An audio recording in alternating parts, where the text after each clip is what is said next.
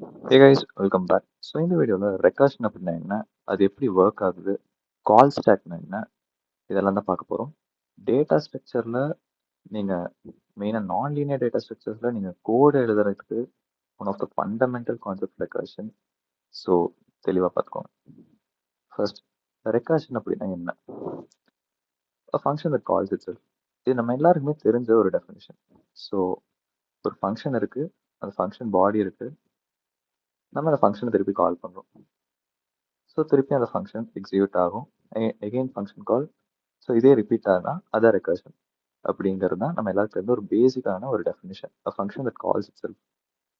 But இது வந்துட்டு ஒரு வேகான ஒரு டெஃபினிஷன். நான் உங்களுக்கு ஒரு எக்ஸாம்பிள் சொல்கிறேன், அதுக்கப்புறம் நீங்கள் டிஃபைன் பண்ணுங்க ரெக்கர்ஷன் என்னன்னு.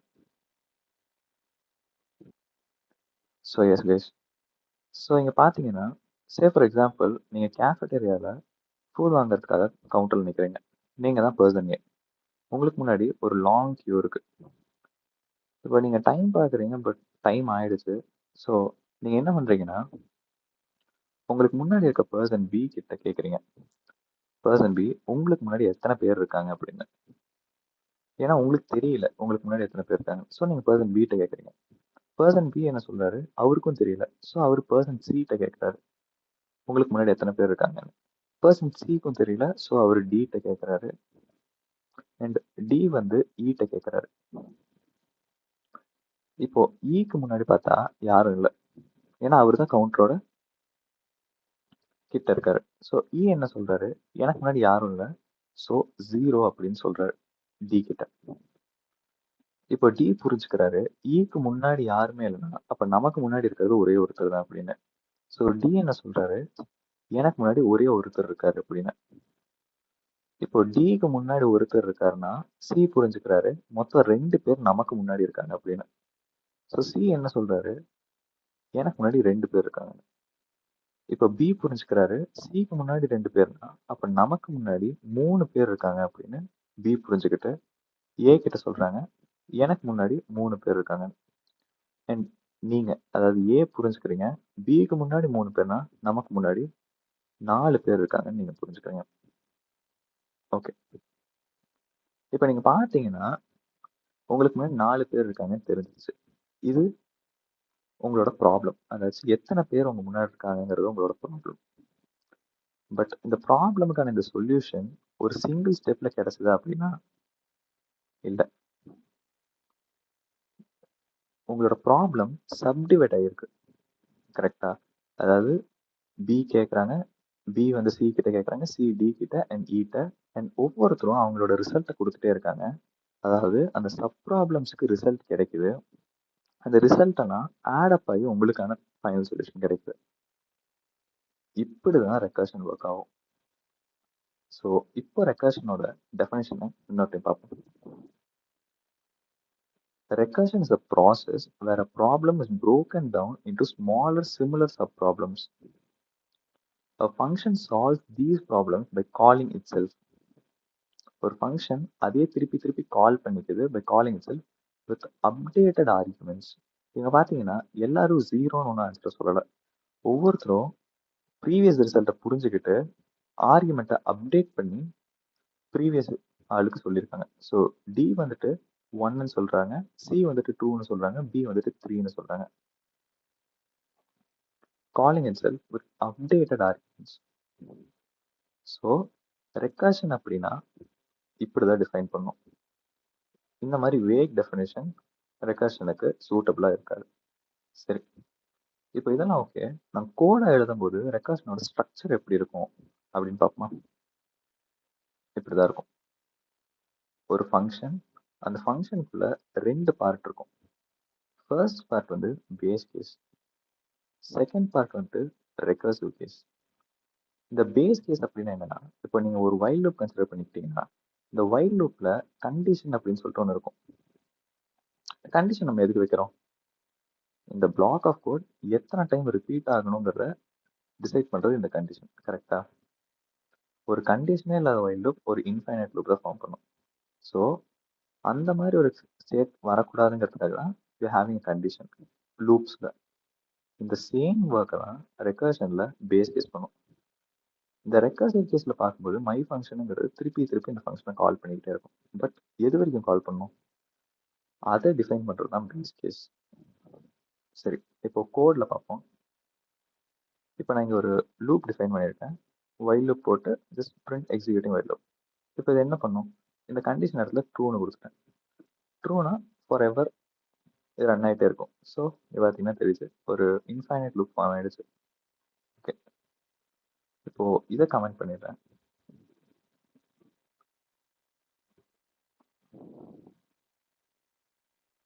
இங்க பாருங்களேன், இங்க ஒரு ரெக்கர்சிவ் ஃபங்க்ஷன் இருக்கு. மை ஃபங்க்ஷன் ஒரு ஃபங்க்ஷன் டிஃபைன் பண்ணியிருக்கேன். அதில் காலிங்னு சொல்லிட்டு ஒரு பிரிண்ட் ஸ்டேட்மெண்ட் இருக்கு. திருப்பி இந்த ஃபங்க்ஷனை கால் பண்ணுவேன். இது வந்துட்டு outside the body to first normal ஒரு ஃபங்க்ஷனை கால் பண்ணுற மாதிரி நீங்கள் கால் பண்ணியிருக்கேன். அண்ட் இதுக்கப்புறம் பார்த்தோம்னா இது ரெக்கர்சிவாக கால் ஆகிட்டே இருக்கும். இப்போ நீங்கள் சொல்லுங்க, எனக்கு இந்த பிரிண்ட் காலிங்கிறது, அதாவது இந்த காலிங்கிற ஸ்டேட்மெண்ட் எத்தனை டைம் பிரிண்ட் ஆகும்? இந்த லூப்ல பார்த்த மாதிரி இங்கே எந்த கண்டிஷனும் இல்லாதனால இன்ஃபைனைட்டாக பிரிண்ட் ஆகுமா? ரன் பண்ணி பார்த்துக்கோமா? இங்கே பாருங்க, எனக்கு காலிங்கிறது அஃப்கோர்ஸ் நிறைய டைம் பிரிண்ட் ஆயிருக்கு. பட் லூப்ல பார்த்த மாதிரி அது இன்ஃபைனைட்டா எனக்கு ரன் ஆகிட்டே இல்லை. ரேதர் எனக்கு ஒரு எரர் வந்துருச்சு. ரெக்கர்ஷன் எரர்னு வந்துட்டு மேக்ஸிமம் ரெக்கர்ஷன் டெப்த் எக்ஸீடுன்னு ஒரு எரர் வந்துருச்சு. எரர் வந்து எனக்கு கோட் டெர்மினேட் ஆயிடுச்சு. இந்த மாதிரி எனக்கு ஒரு எரர் வந்து கோட் டெர்மினேட் ஆகக்கூடாது அப்படிங்கிறதுக்கு தான் we should have something called as a base case. So base கேஸ்லாம் இம்ப்ளிமெண்ட் பண்ணி நம்ம எக்ஸாம்பிளில் பார்ப்போம். இப்போதைக்கு இது மட்டும் புரிஞ்சுக்கோங்க. ஒரு பேஸ் கேஸ் எதுக்குன்னா இந்த மாதிரி ஒரு எரர் வந்துட்டு உங்க கோட் பாதியில் டெர்மினேட் ஆகக்கூடாதுங்கிறதுக்கு தான் பேஸ் கேஸ். சரி, இப்போ இந்த எரர் என்னன்னு பார்ப்போம். Recursion error maximum recursion depth exceeded. Okay, இந்த இடத்துல தான் கால் ஸ்டாக் அப்படிங்கிற ஒரு கான்செப்ட் வருது.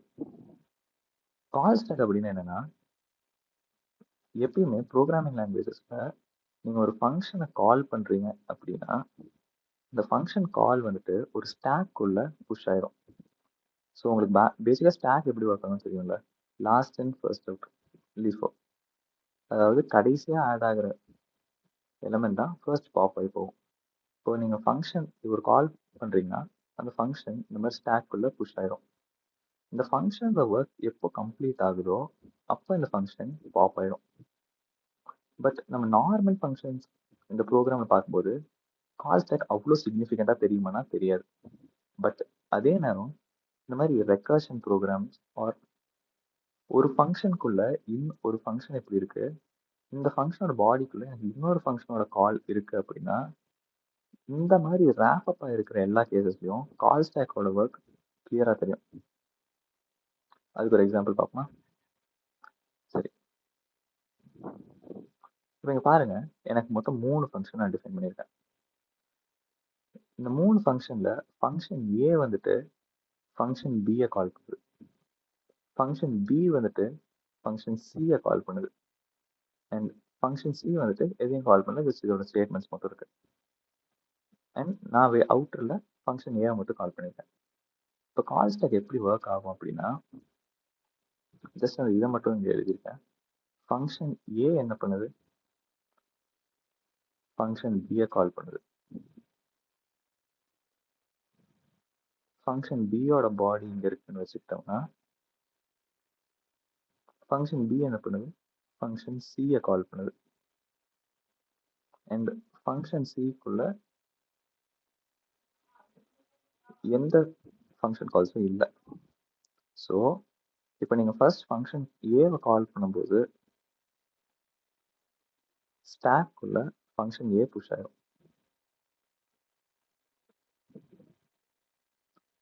இப்போ கண்ட்ரோல் ஃப்ளோ இங்கே வரதுனால இங்கே இருக்க ஸ்டேட்மெண்ட்ஸ் என்னன்னு பார்த்துட்டு அண்ட் ஃபங்க்ஷன் பியோட கால் பார்த்துச்சு. ஃபங்க்ஷன் பியோட கால் பார்த்தோன்னே ஃபங்க்ஷன் பி ஸ்டாக்குள்ள புஷ் ஆயிடும். அண்ட் தென் ஃபங்க்ஷன் பியோட பாடிக்குள்ள பார்க்கும்போது ஃபங்க்ஷன் சியோட கால் இருக்கு. ஸோ ஃபங்க்ஷன் சியும் புஷ் ஆயிடும்.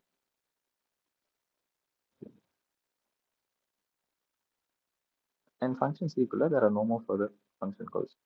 ஸோ இப்போ இந்த ஸ்டாக்கை பார்க்கும்போது ஃபர்ஸ்ட் வந்து ஃபங்க்ஷன் சி எக்ஸிக்யூட் ஆகணும். ஃபங்க்ஷன் சி எக்ஸிக்யூட் ஆகி முடிஞ்சதுக்கு அப்புறம் இது பாப் ஆயிடும்.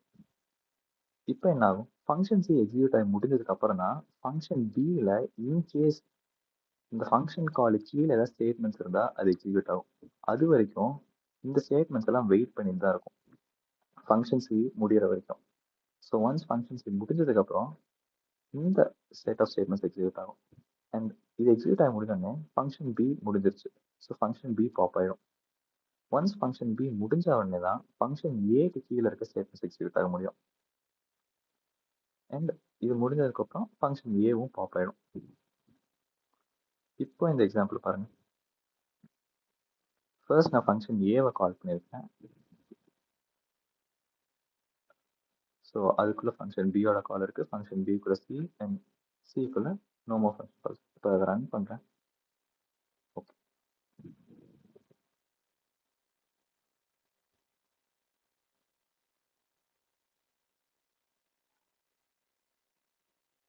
ஸோ இப்போ நான் ரன் பண்ணோடனே எனக்கு ஃபர்ஸ்ட் என்ன பிரிண்ட் ஆகுது? ஸ்டார்ட் ஏன்னு வருது. ஃபங்க்ஷன் ஏவை கால் பண்ணோடனே ஸ்டார்ட் ஏன்னு வருது. அதுக்கப்புறம் எனக்கு ஃபங்க்ஷன் பியோட ஃபங்க்ஷன் கால் இருக்கு. ஸோ கண்ட்ரோல் இங்க இருந்து இங்கே ஜம்ப் ஆயிடும். இங்க எனக்கு ஸ்டார்ட் பின்னு இருக்கு. ஸோ ஸ்டார்ட் பி வந்துருச்சு. நீங்க கேட்கலாம், ஸோ இந்த எண்ட் ஏ என்னாச்சு அப்படின்னு. நான் என்ன சொன்னேன்? ஒரு ஃபங்க்ஷன் முடிஞ்சு வெளியில வந்ததுக்கு அப்புறம் தான் அந்த ஃபங்க்ஷன் கால் கீழே இருக்கிற ஸ்டேட்மெண்ட்ஸ்லாம் ரன் ஆகும். அது வரைக்கும் இது வெயிட் பண்ணிட்டு இருக்கும் இந்த பிளாக். ஸோ அந்த மாதிரி பார்க்கும்போது function A is waiting for function B to get completed. So function B வந்து ஸ்டார்ட் பின்னு பிரிண்ட் பண்ணிட்டு ஃபங்க்ஷன் சி கால் பண்ணிடுச்சு. ஃபங்க்ஷன் சியை கால் பண்ணோடனே கண்ட்ரோல் ஃப்ளோ ஃபங்க்ஷன் சிக்கு வந்துருச்சு. இப்போ ஃபங்க்ஷன் சியில் எந்த ஃபங்க்ஷன் கால் இல்லை. ஸோ இதில் இருக்க இந்த ரெண்டு ஸ்டேட்மெண்ட் பிரிண்ட் ஆயிடும். ஃபர்ஸ்ட் ஸ்டார்ட் ஏ பிரிண்ட் ஆகும். இந்த ஃபங்க்ஷன் ஏவை கால் பண்ணி ஸ்டார்ட் ஏ பிரிண்ட் ஆயிடும். அதுக்கப்புறம் ஃபங்க்ஷன் கால் பி பண்ணோடனே ஸ்டார்ட் பி பிரிண்ட் ஆகிடும். அண்ட் இங்கே வந்துட்டு ஃபங்க்ஷன் சிக்கு கால் இருக்குது. ஸோ இந்த ரெண்டு ஸ்டேட்மெண்ட் பிரிண்ட் ஆகிடும். அண்ட் ஒன்ஸ் வந்துட்டு ஃபங்க்ஷன் சி கம்ப்ளீட் ஆனோடனே ஃபங்க்ஷன் பி கீழே இருக்கிற எண்ட் ஆஃப் பி பிரிண்ட் ஆகிடுது.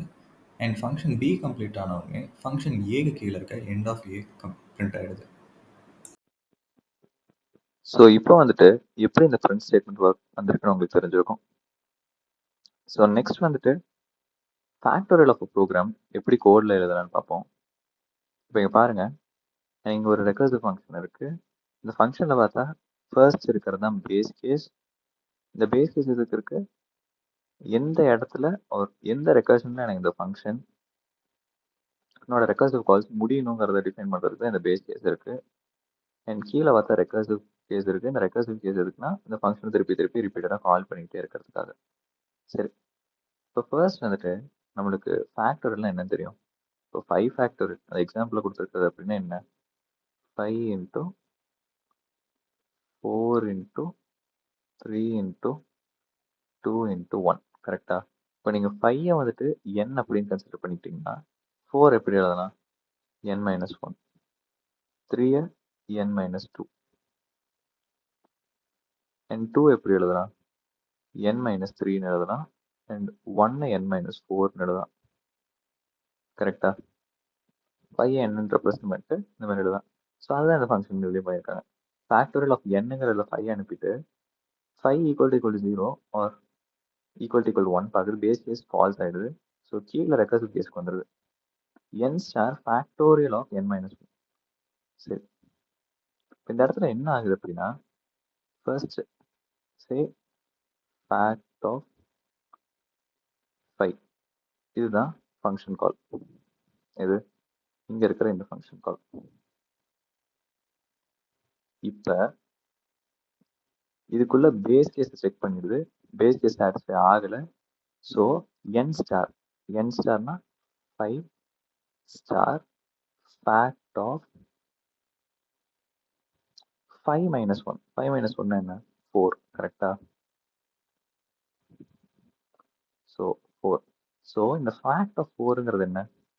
Function call. நான் முன்னாடி என்ன சொல்லியிருக்கேன்?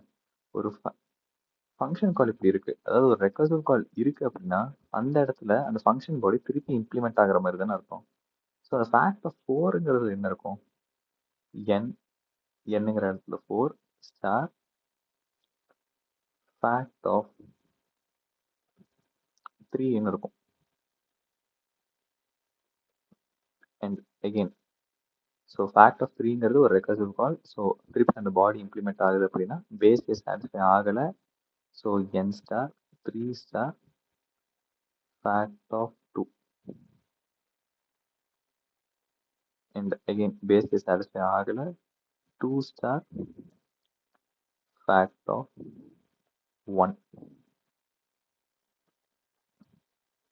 and இந்த இடத்துல பார்க்கும்போது இந்த பாடியில பேஸ் கேஸ் சாட்டிஸ்ஃபை ஆயிடுது. அது either equal to 0 or equal to 1 பார்க்கும்போது 1ங்கிற இடத்துல சாட்டிஸ்ஃபை ஆயிடுது. ஸோ இப்போ என்ன ஆகுதுன்னா இந்த 1ங்கிற வேல்யூ இந்த ஃபேக்ட் ஆஃப் 1ங்கிறது ரிட்டர்ன் வேல்யூ கரெக்டா. ஸோ இந்த இடத்துல 1 ரீப்ளேஸ் ஆகி 2 ஸ்டார் 1 ஈக்குவல் டு 2ன்னு நம்மளுக்கு ஒரு வேல்யூ கம்ப்ளீட் ஆயிடும். இந்த 2ன்னு கிடைச்ச இந்த வேல்யூ ஃபேக்ட் ஆஃப் 2ஓட ரிசல்ட். ஸோ இது வந்துட்டு இந்த ஃபேக்ட் ஆஃப் 2வை ரீப்ளேஸ் பண்ணி 3 ஸ்டார் 2 ஈக்குவல் டு 6ன்னு ஒரு ரிசல்ட் கம்ப்ளீட் ஆயிடும். இந்த 6ங்கிறது என்ன ஃபேக்ட் ஆஃப் 3ஓட ரிசல்ட். ஸோ இது வந்துட்டு ஃபேக்ட் ஆஃப் 3ங்கிற இந்த ஃபங்க்ஷன் காலை ரீப்ளேஸ் பண்ணி இந்த இடத்துல 6ன்னு வந்துடும். So which will equal to 24 and 24ங்கிறது ஃபேக்ட் ஆஃப் 4ஓட ரிசல்ட். ஸோ இங்கே 24ன்னு போட்டோம்னா ஈக்குவல் டு 120. இந்த 120ங்கிறது ஃபேக்ட் ஆஃப் 5ஓட ரிசல்ட். அதுதான் நமக்கு தேவையான வேல்யூ. சரி, இப்போ வந்துட்டு கால் ஸ்டாக் இந்த இடத்துல எப்படி ஒர்க் ஆகுதுன்னு பார்ப்போம். உங்களுக்கு இன்னும் தெளிவாக புரியும். ஃபர்ஸ்ட் நமக்கு இப்படி கால் ஸ்டாக் இருக்குன்னு எடுத்துக்கிட்டோம்னா ஃபேக்ட் ஆஃப் 5 அந்த ஃபங்க்ஷன் கால் தான் ஃபர்ஸ்ட் வருது. ஸோ ஃபேக்ட் ஆஃப் 5 அதுக்குள்ள என்ன இருக்கு 5 ஸ்டார் ஃபேக்ட் ஆஃப் 4 5 ஸ்டார் நான் ஃபேக்ட்டுக்கு பதில் ஜஸ்ட் எஃப்னு மட்டும் போட்டுறேன் எஃப் ஆஃப் 4. ஸோ இப்போ எஃப் ஆஃப் 4க்குள்ள என்ன இருக்கு 4 star F of 3 4 star F of 3. இப்போ எஃப் ஆஃப் 3ல என்ன இருக்கு 3 star F of 2 3 star F of 2 and F of 2ல பார்த்தா 2 ஸ்டார் எஃப் ஆஃப் 1